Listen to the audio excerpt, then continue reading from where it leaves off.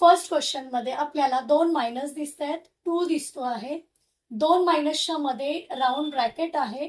जर round bracket असेल तर त्याच्या बाहेर मल्टिप्लायचं साइन हे असतंच, म्हणून आपण इकडे मल्टिप्लाय लिहूया.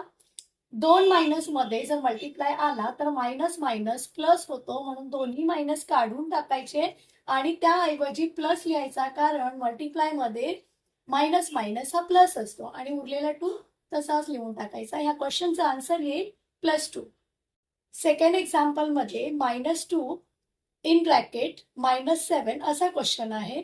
तर यामध्ये ब्रॅकेटच्या बाहेर काहीच साइन नाहीये, म्हणून आपण मल्टिप्लाय घेणार आहोत, कारण ब्रॅकेटच्या बाहेर मल्टिप्लायचंच साइन असतं आणि मल्टिप्लाय मध्ये 2 मायनस आलेले आहेत, त्यामुळे दोन्ही निघून जातील आणि त्याऐवजी प्लस येईल, कारण मायनस मायनस हा प्लस असतो. आधी आपण 2 चा टेबल 7 पर्यंत काउंट करूया. आन्सर येईल 14 आणि मायनस मायनस प्लस आन्सर येईल +14. तिसऱ्या एक्झाम्पल मध्ये -1 मल्टिप्लाय 5 याच्यामध्ये ब्रॅकेट नाही.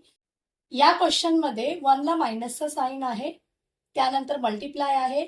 5 ला तसं काही साइन दाखवत नाहीये, त्यामुळे आपण इकडे प्लस घेणार आहोत. मल्टिप्लाय मध्ये 1 मायनस आणि 1 प्लस असेल तर मायनस प्लस हा मायनस होतो, म्हणजेच काय तर मायनस आणि प्लस जर आला असेल तर हे दोन्ही निघून जातात आणि त्याऐवजी मायनसचं साइन येतं, कारण मायनस प्लस हा मायनस असतो.